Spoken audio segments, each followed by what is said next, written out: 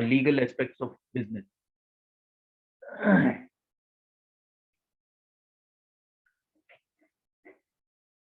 So legal aspects of business.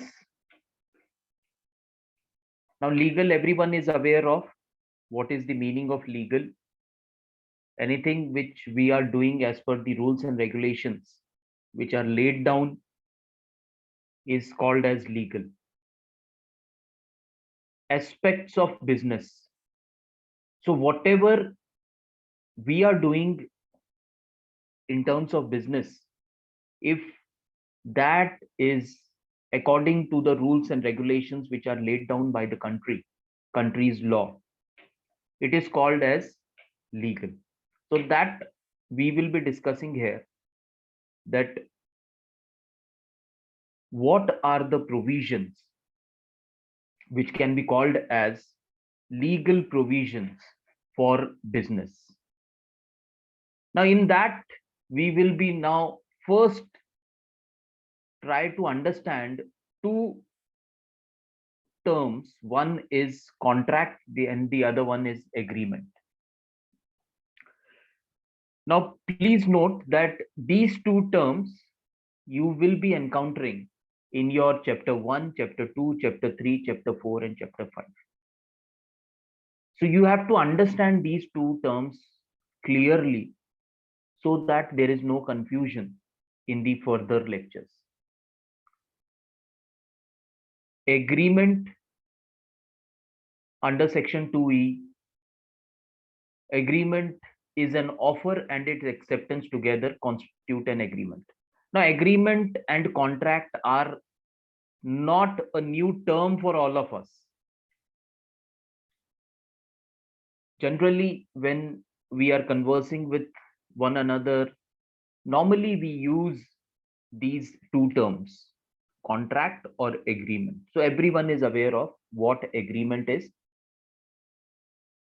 But when we talk about this course point of view, that what is the meaning of agreement in legal aspects of business, or what is the meaning of contract in legal aspects of business, so that we now need to understand. So agreement is very simple. An offer and its acceptance together constitutes an agreement. So that is called as an agreement. An offer, that means offer, again everyone is aware of what is the meaning of offer. Suppose after number of days two friends meet and one friend invites the other friend to his home for lunch, and the other friend who is being invited accepts that offer, accepts that invitation. Now that will be called as an agreement. So agreement has to be between at least two people. So one friend is offering, is inviting the other friend to have lunch with him at his place. The other friend accepts that invitation or offer, and that is called as an agreement. So agreement is equal to offer plus its acceptance. So that is called as an agreement when we are talking about in terms of legal aspects of business. And contract means an agreement enforceable by law is called as contract. So for contract, there has to be an agreement, and that agreement should be enforceable by law. Then only that agreement can be converted into contract. Now the example which we had considered earlier, that one friend is giving an offer to the other friend to be at his place to have dinner or to have lunch, that agreement cannot be enforceable by law. So that agreement will remain as agreement. It cannot be converted into a contract. But if one friend is in need of money and the other friend offers him help with say 10,000, 20,000 or 50,000 rupees, with the condition that, okay, I'm ready to give you a help of 10,000 rupees or 20,000 rupees. After 1 month, after 2 months, after 6 months, please return that money to me. If such is the condition in that particular offer, then that particular offer, if is accepted by the other friend, then it will be converted into a contract. Why? Because conditions are involved. And when such conditions are involved, which can be enforced by law, then that agreement is called as contract. So contract is an agreement which can be enforceable by law. But if a friend gives an offer to another friend that tomorrow we will go for a movie, the other friend offers that accept the offer, he accepts that particular offer. The first friend who has invited the second friend, he goes to the movie theater, he purchases 2 tickets, one for him and one for his friend. That ticket costs him 500 rupees. But the other friend who has promised that he will be with him to watch the movie, he didn't turn up. So now this particular friend cannot take the other friend to the court of law, because these type of agreement which are entered between relatives, between the friends, these are not considered as legal agreements. If it is not legal, then it cannot be covered under the term contract. So for contract, the agreement has to be enforceable by law. So certain disagreement between friends will be considered as a social agreement.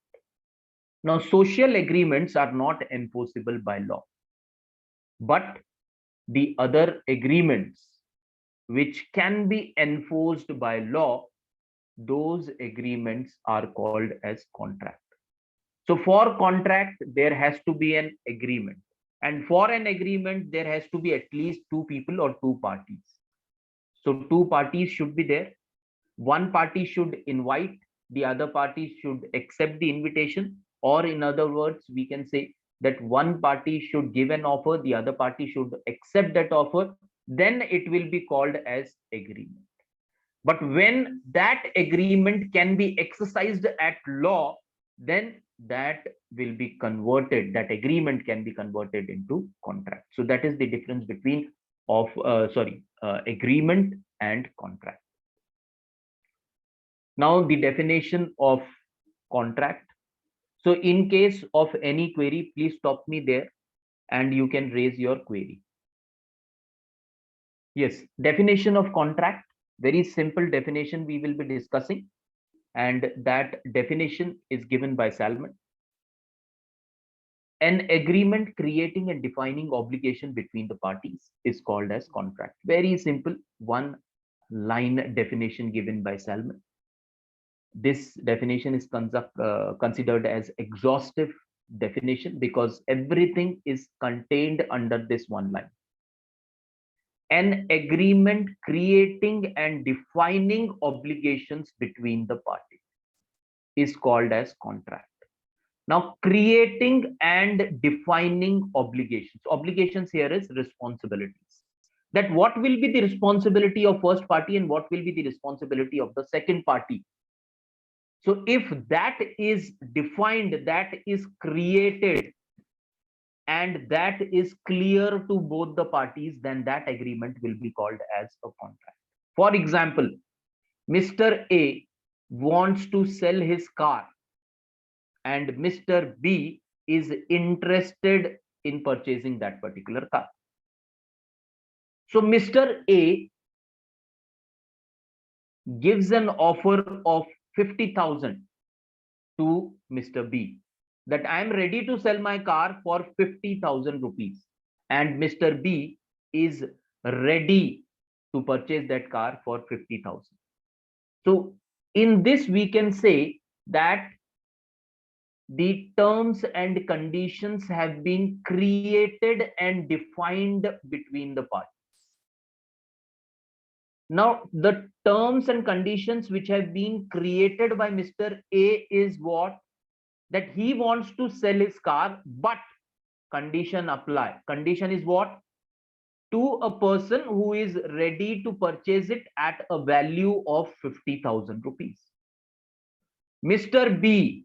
So here the terms have been created by Mr. A. Now these terms are created and defined properly, that I am ready to sell my car, but to the person who is ready to purchase my car at a price of 50,000 rupees. Now, if Mr. B is ready that yes, I am ready to purchase your car at rupees 50,000. So this is called as creating and defining obligation. So responsibility of Mr. A is what?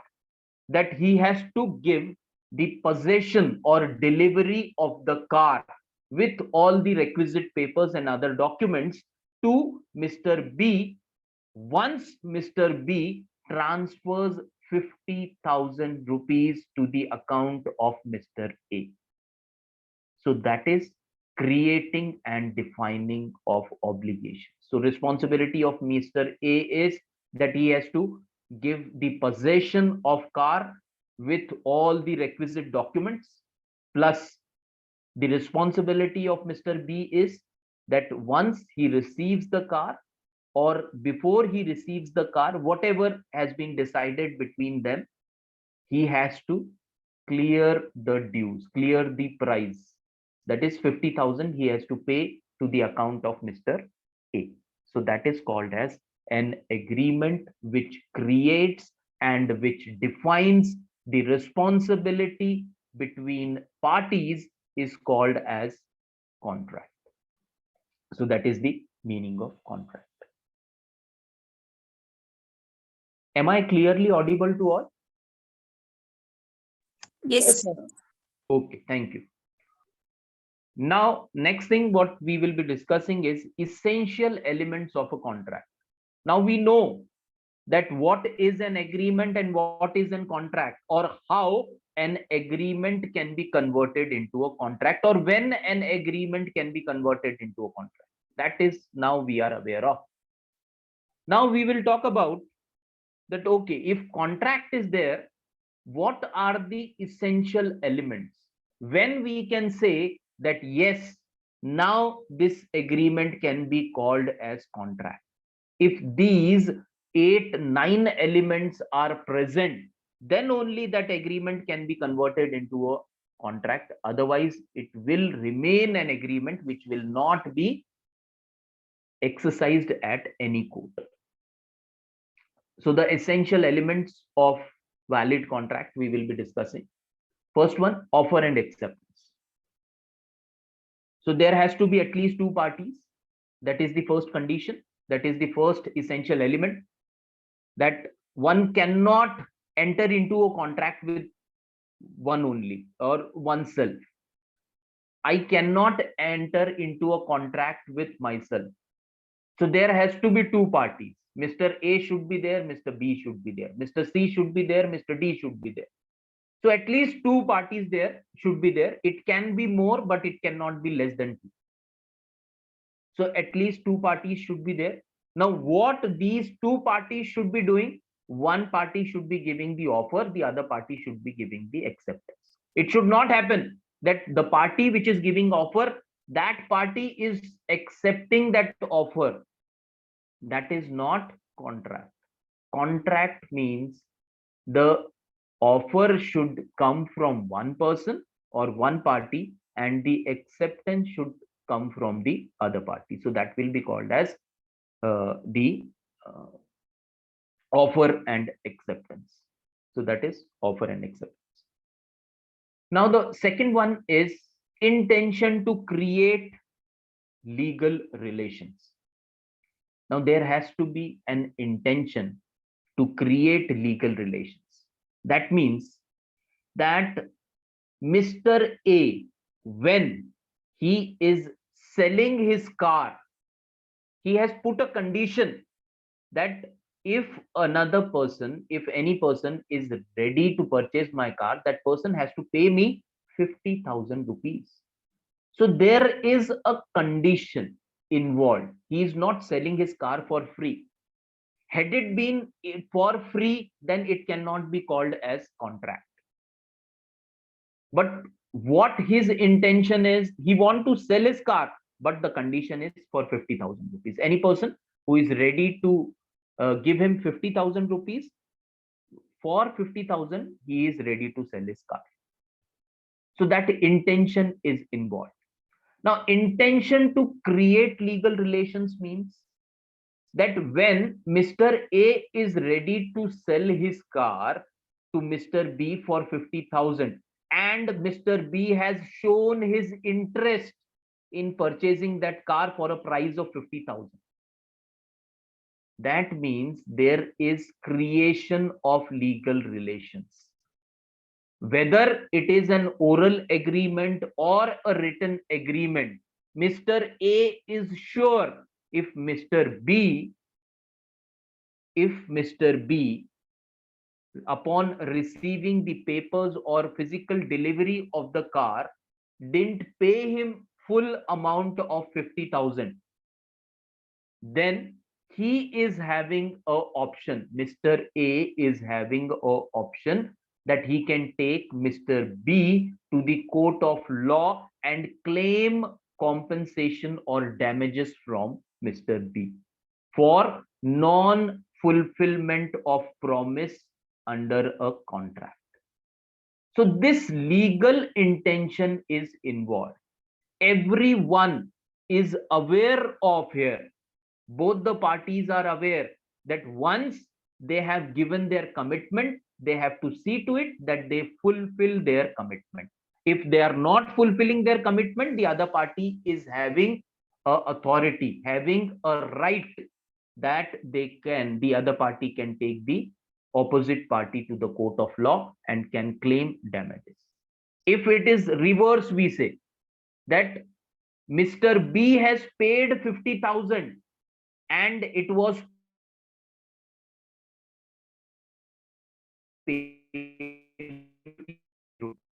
immediately on that day itself, I will deliver the car with all the requisite documents. But on receiving the payment also, on that particular day, if Mr.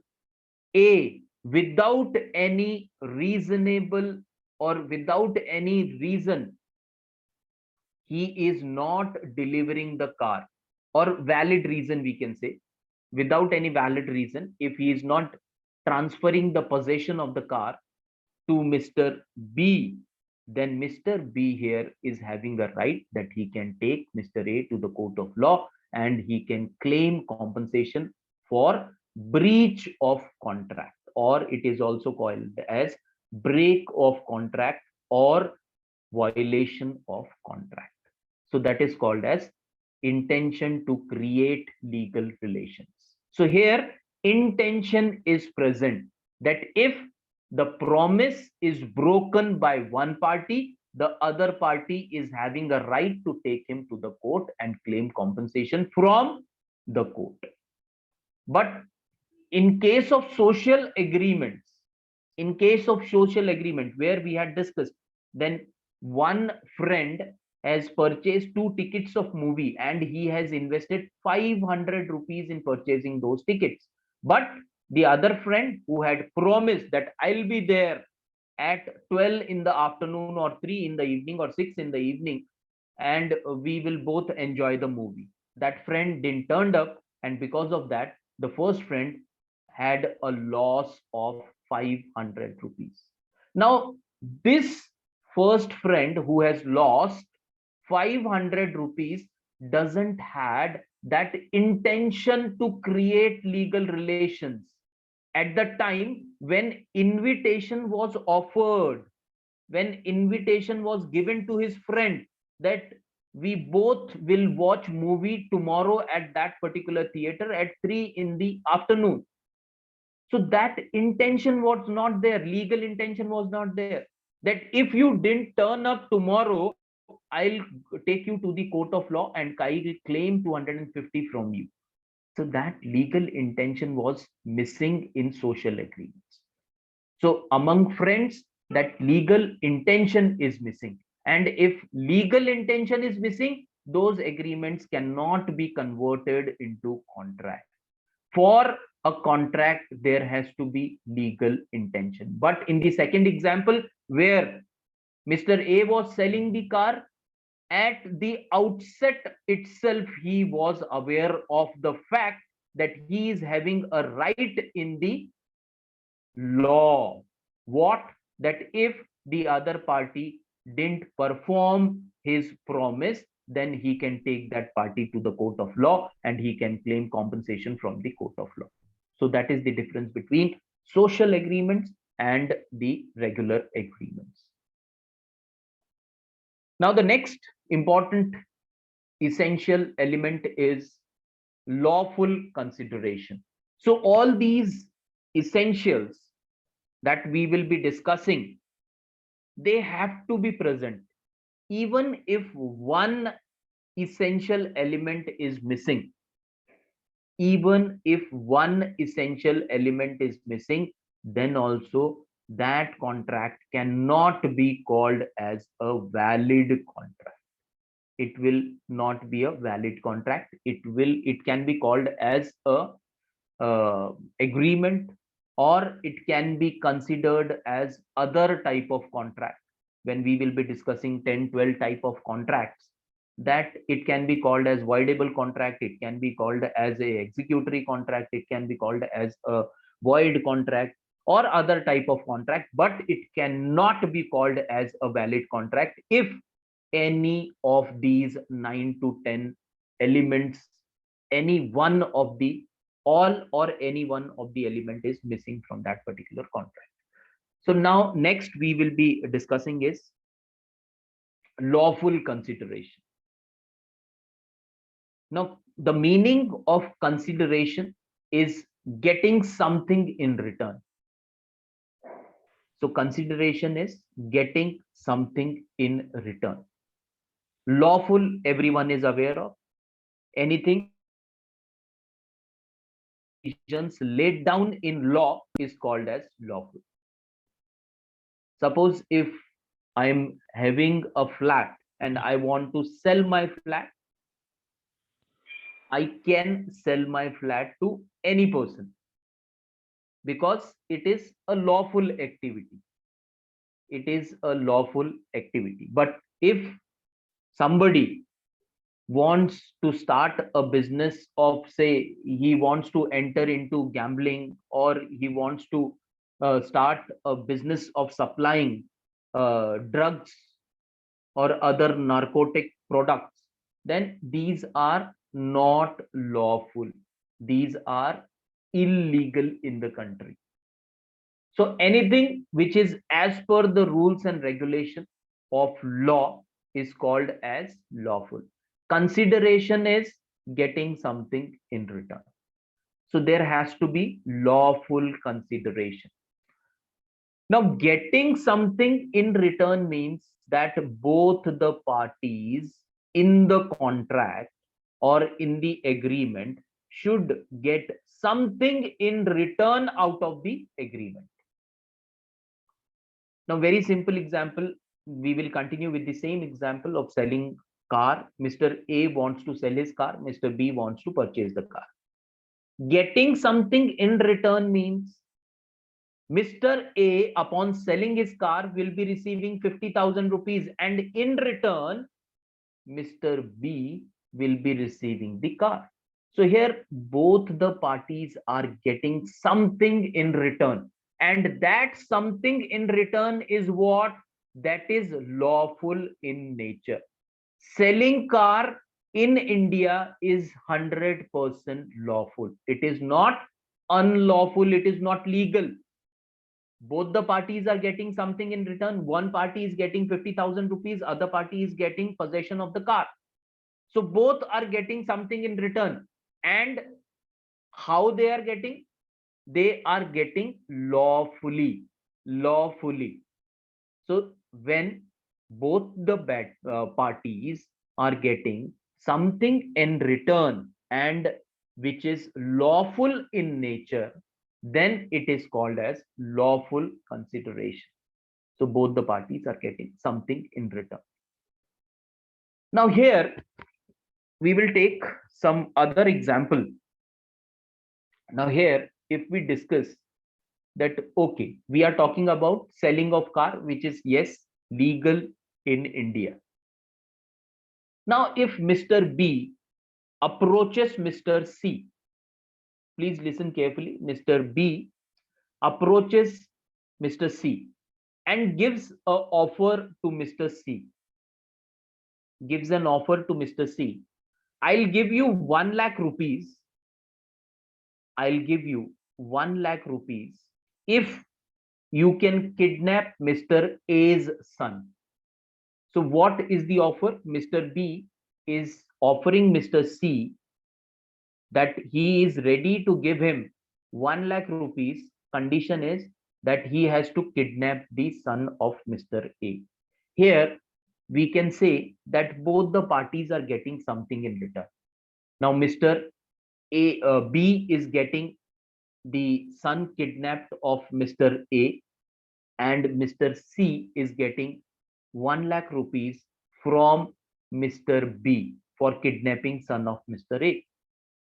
Now here consideration is present. Both the parties are getting something in return, but whether that consideration is lawful, whether both the parties who are getting something in return, one is getting the son of Mr. A and the other one is getting 1 lakh rupees for kidnapping that particular son of Mr. A, whether it is lawful? So no, it is not lawful. So if the consideration is not lawful, then it cannot be converted into a contract. We cannot say that it can be one of the essential element of a valid contract. So getting something in return, yes, it has to be there. But how that getting something in return should be? It should be in a lawful manner. So it has to be lawful. So that is called as valid contract. Next one is capacity of parties. Now, capacity of party. Under capacity of parties, both the parties to the contract, there are number of say conditions for capacity of parties that we are going to discuss. For capacity of parties, both the parties to the contract should be major. Now major, we all know the meaning of major. Both the parties should have attained the age of which is sanctioned by the law for entering into an agreement. Suppose if the law has sanctioned the age of 21, that upon reaching the age of 21, a person becomes independent enough that he can sign a contract on his own without the guidance of the third party or without the guidance of the parents. If such is condition, then both the parties should have attained the age of majority. Now suppose Mr. A is of 30 years and Mr. B is of 15 years. And if they are entering into a contract,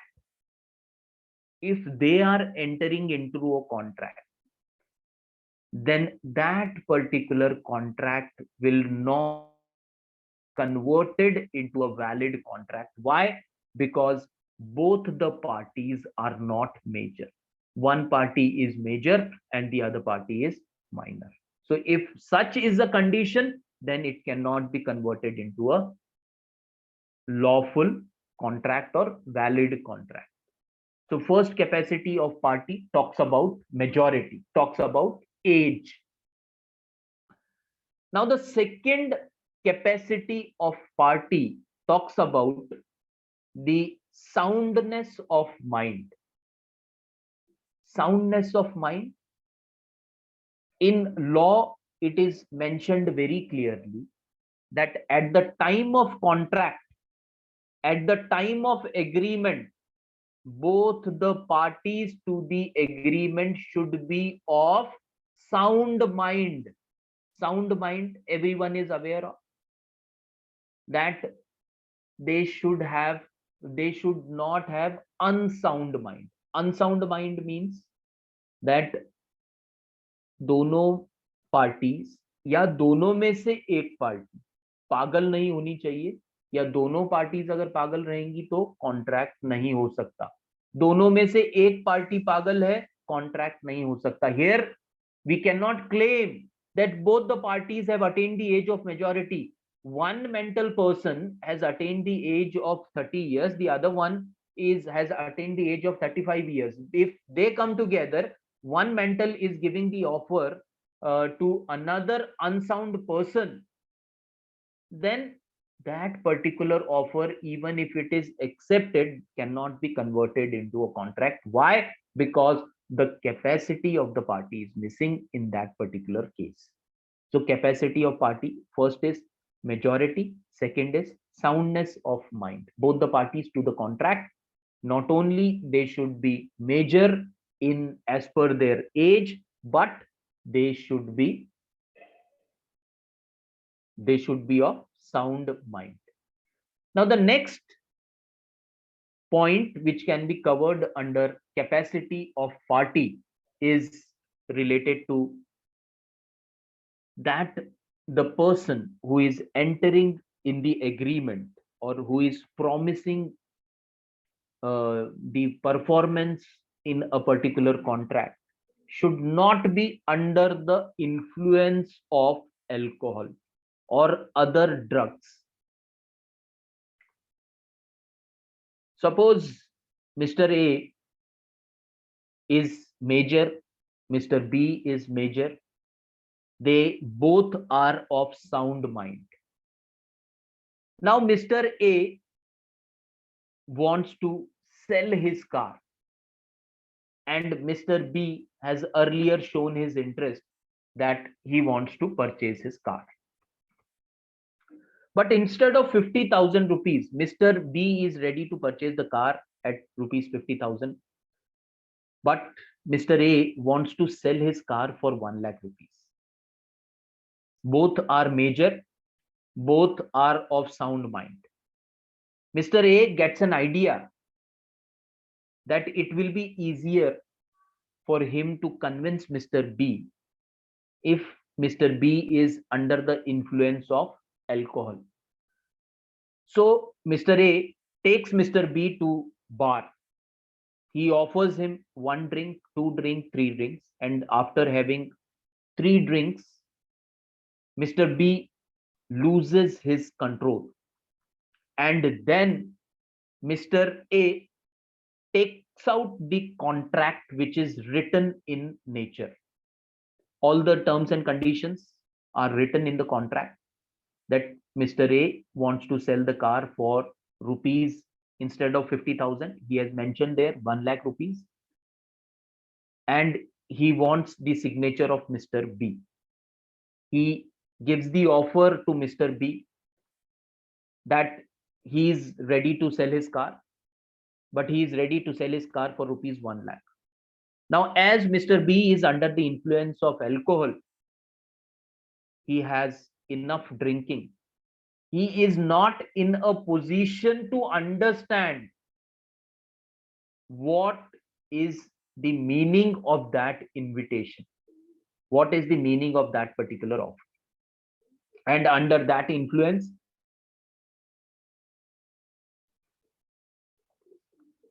next day, when he is mentally sound, he is not under the influence of alcohol, Mr. A comes to Mr. B's place and he asks for his 1 lakh rupees. Now here, Mr. B refuses that no, I am not ready to pay you 1 lakh rupees. But a written contract is in the possession of Mr. A. Now, Mr. A informs Mr. B about that particular written document. He also shows him his signature. Everything is valid, everything is as per law. And he tells Mr. B that if he did not pay 1 lakh rupees to him, which he had agreed earlier night, he will take Mr. B to the court of law and he will claim damages or compensation from the court of law. Now, in such situation, even if Mr. A takes Mr. B to the court of law, and if Mr. B is able to prove in the court of law that he has put the signature, he has done the signature under the influence of alcohol, then that particular case will not be entertained in any of the court, and the court will dismiss the case filed by Mr. A. Why? Because it will be dismissed under the incomplete capacity of the parties. The reason for dismissing the case will be given by the court will be incapacity of the party. The capacity of the party is missing in the contract. Why it is missing? Because you cannot claim that both were major, both were of sound mind, because the third condition says that at the time of contract, at the time of agreement, at the time of agreeing to the agreement's terms and conditions, both the parties should not be under the influence of alcohol or other drugs.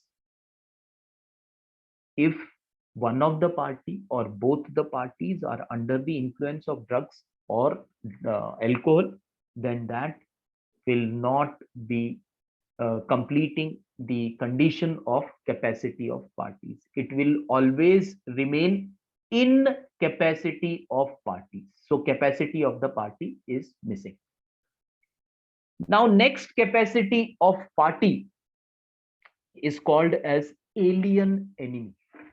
Alien enemy. ALIEN.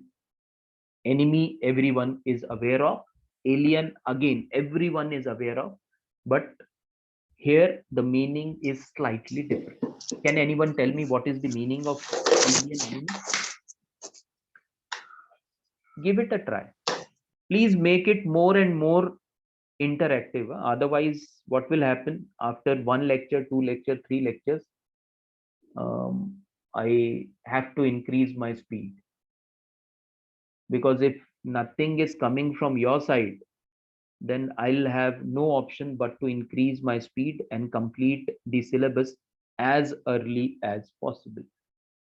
So both the options are available to you. We can make it interesting and we can make it as fast as possible also. So yes, alien enemy, any guess? You can take a guess also. Alien enemy, everyone is aware of what is an enemy. Alien, everyone is aware of. But in this scenario, in this context, what could be the meaning of alien enemy? What could be the meaning of alien enemy? Hello, sir. Yes, Good morning, sir. Srinath here. good morning. A person who is a citizen of our enemy country. Very good. If, if we are trying to make a contract with that people. Absolutely correct. Very good.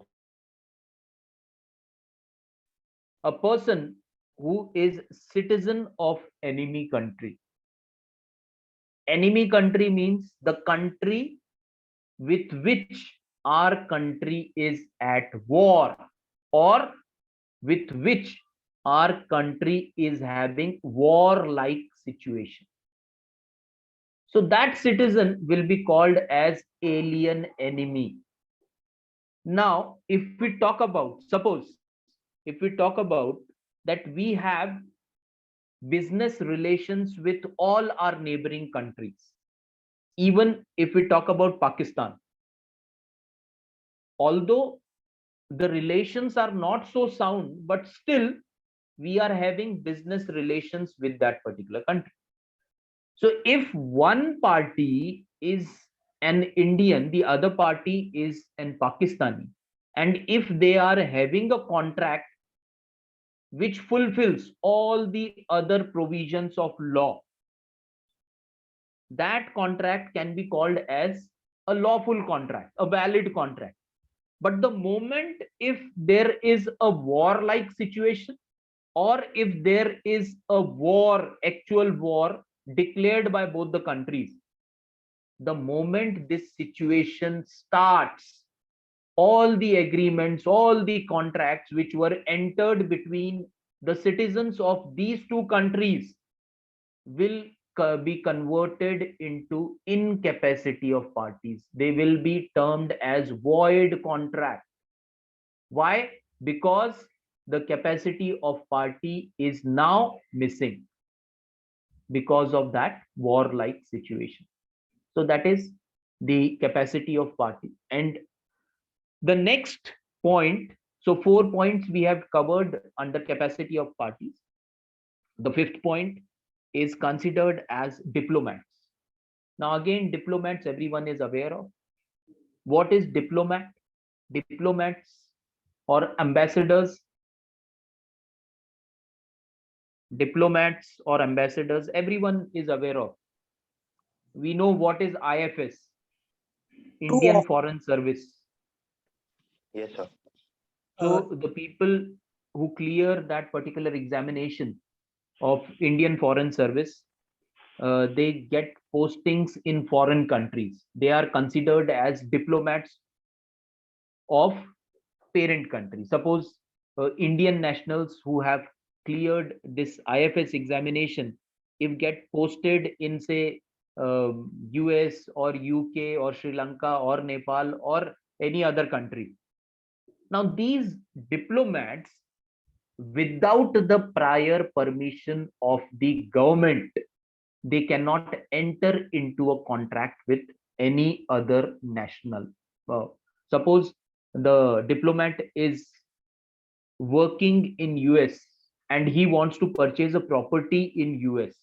Now this diplomat doesn't have the capacity in himself. Capacity we are talking about, not monetary capacity we are talking about. He may be having lakhs and lakhs of rupees in his account, which is enough for purchasing a property in US. But for the position has made him, the position of diplomat, the position of ambassador, or the position of any other designation has made him incapable of entering into a contract on his own. He has to take the prior permission of the government, and if the government gives him the permission, then only he can enter into a contract in his private capacity, otherwise he cannot. So these 5 conditions are there which should be there in capacity of parties. So capacity of party, first one is both the parties should be major. Second one, that both the parties should be having sound mind. Say a third one, that both the parties should not be under the influence, or one party should not be under the influence of drugs or alcohol. Next one, both the parties or one of the parties should not be alien enemy. And the next one, both the parties or one of the parties should not be diplomat or in foreign service working as a representative of the government in some other country. If you are working as a representative of a government in some other country, that means you are bound by certain conditions. There are certain bindings on you. You have to follow that. You cannot on your own purchase a property in that particular country. You have to take prior permission of government. You have to clear all the formalities, then only you can enter into a contract on your own in that particular country, and you can purchase the property there. So that is for capacity of parties. Now we will talk about free consent. Free, everyone is aware of. Consent, the meaning of consent is willingness. So willingness should be free. Of what? Of both the parties. Both the parties should be willing freely to the terms and conditions of the contract. Now, Mr. A wants to sell his car, Mr. B wants to purchase the car. There should not be any pressure on Mr. A to sell his car. Similarly, there should not be any pressure on Mr. B to purchase that particular car for 50,000 rupees or 1 lakh rupees, whatever the terms and conditions are. So if such thing happens, then we can say the consent in the agreement is missing. So consent should be free. Now, free consent will be there if 5 things are not present in a contract. Now, what those 5 things are? First one, we are talking about free consent, willingness. दोनों party का willingness, ए को car बेचनी है 50,000 रुपए में, B को खरीदनी है 50,000 रुपए में. जब दोनों भी फ्री हैं हाँ बोलने के लिए या कॉन्ट्रैक्ट में नहीं बोलने के लिए, then we can say that it is a free consent. दोनों का विलिंगनेस फ्री है. ए की कोई जबरदस्ती नहीं कर रहा है ए को कि आपको कार बेचनी ही पड़ेगी, बी को कोई जबरदस्ती नहीं कर रहा है कि आपको कार खरीदनी ही पड़ेगी. ए के पास 2 कार है इसीलिए वो एक बेचना चाहता है, उसकी मर्जी है. बी को कार खरीदनी है, उसे ए की कार पसंद है, वो 50,000 रुपए में खरीदना चाहता है, उसकी मर्जी. तो यहाँ पर दोनों की जो मर्जी है वो फ्री है, विलिंगनेस फ्री है, किसी का एक्सटर्नल प्रेशर नहीं. But the free consent is said to be missing if the 5 conditions are present in that particular consent. First condition is called as coercion. COERCION, coercion. It is also called as physical pressure. Coercion. Next one is called as undue influence. Undue influence is also known as mental pressure. So coercion is physical pressure. Undue influence is mental pressure. जब किसी को एकदम अगर किसी के sir पर बंदूक रख दी जाए या फिर किसी के साथ मारपीट करके उसे बोला जाए कि नहीं अब आपको आपका घर बेचना ही पड़ेगा नहीं तो हम आपको मार देंगे, that is called as coercion, physical pressure. Somebody is putting physical pressure on the other person to sell his flat, to sell his car or sell his property at whatever the rates are. So that is coercion. If somebody is putting extra mental pressure on somebody, then that is called as undue influence. So undue influence is mental pressure, coercion is physical pressure. Now next one is called as fraud. Fraud everyone is aware of the meaning of fraud. धोखा, किसी के साथ अगर हम धोखा करते हैं तो that is called as fraud. Next one is misrepresentation. We know about something but mistakenly or unintentionally, if we give wrong information to the other party, then it can be called as misrepresentation. Next one is called as mistake. So these 5 conditions, if are present in any agreement, then we cannot say the consent of the party is free. So if consent is obtained by coercion, if consent is obtained by undue influence, if consent is obtained by fraud, if consent is obtained by misrepresentation, if consent is obtained by mistake, under all these five conditions, the consent is not called free. पहला example हमने देखा कि mister A के पास दो car है, उन्हें एक अपनी कार बेचनी है, 50,000 रुपए उसकी कीमत उन्होंने फिक्स की है। मिस्टर बी को कार खरीदनी है, उन्हें 50,000 में वो कार पसंद है, वो खरीदना चाहते हैं।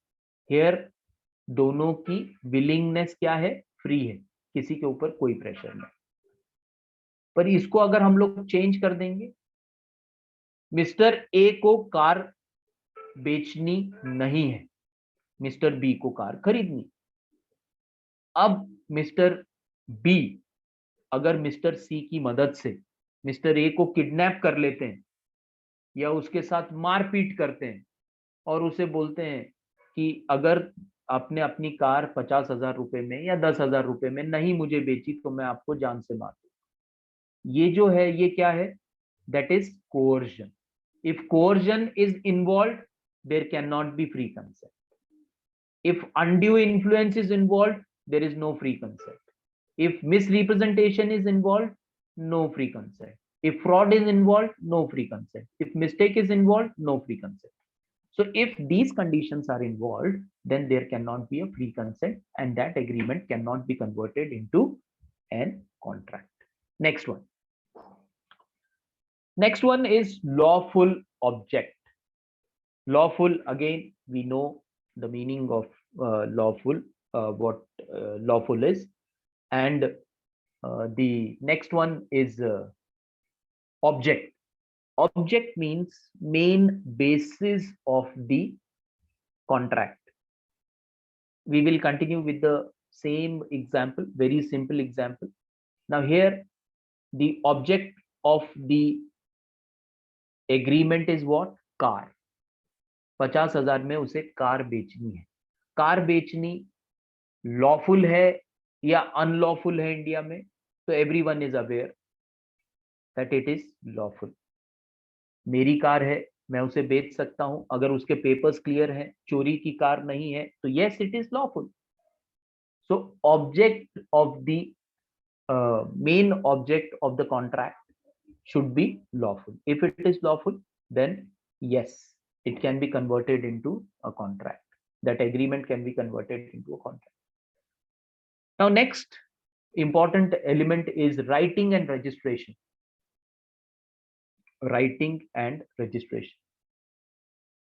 Now when we talk about the meaning of contract or definition of contract, then it is said that both oral and written contract are valid.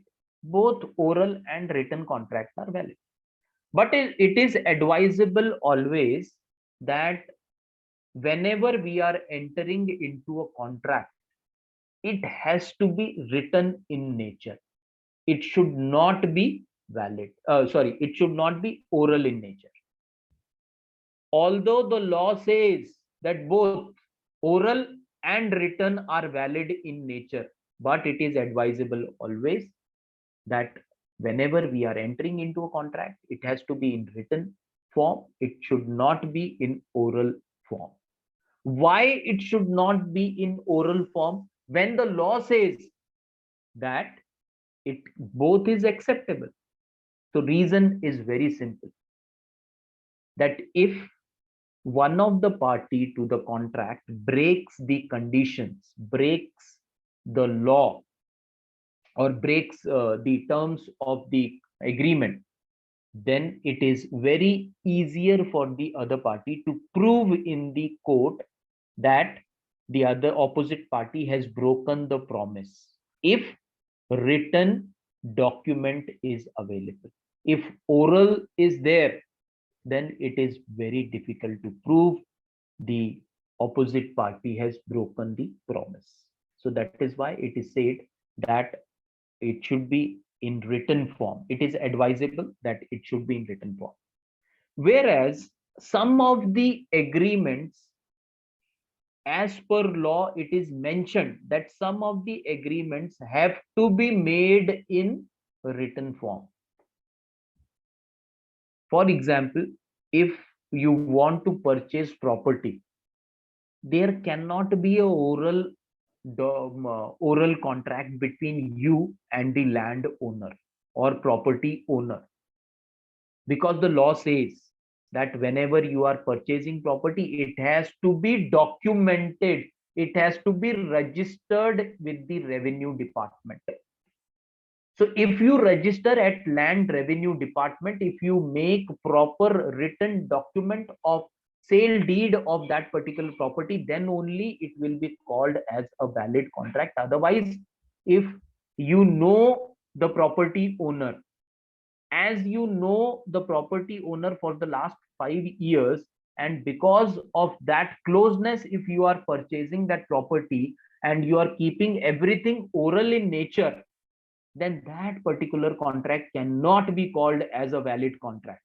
And if that particular person on receiving your money said that you have paid him 1 lakh rupees or 5 lakh rupees, and as you know him for the last 5 years or last 10 years, he has promised that he will be say transferring that property in your name, and after some time, after 1 month, after 2 months, after 1 year also, you have waited and still he is not transferring that property in your name, and if you want to file a case in the court of law, at the outset itself your application, your court case will be rejected. Why you will be rejected? Your case will be rejected because you have missed that. What? That you, it is against the law, because the law says whenever you are purchasing a property, it has to be in a written form, otherwise it will not be accepted by the court. Now next three essential elements are remaining that we will be discussing tomorrow, as we have crossed our time.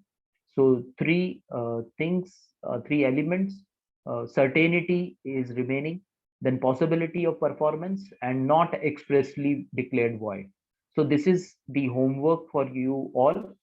So please read these three elements which are remaining. We will have a discussion tomorrow, and then we will proceed for classification of contract. Please take a screenshot of this also, classification of contract, and because we will be discussing that also in our next lecture. So classification of contract: express, implied, quasi contract, executed, executory, unilateral, bilateral, valid, void, voidable, illegal, unenforceable. All these types of contract we will be discussing in our next lecture. So please take a screenshot of it and screenshot of three remaining points, so that we will be discussing in our next lecture. So thank you all for attending today's session. So tomorrow we will be discussing all these things. So please come prepared for tomorrow's lecture. So it will be easier for us also, for me and for you also, to understand this subject in a better manner. Thank you. Thank you, sir. Hello. Thank Hello. you. Sir, I have one question. Hello. Yes, go ahead. Sir, the question is, what do you mean by consensus ad idiom? Hello.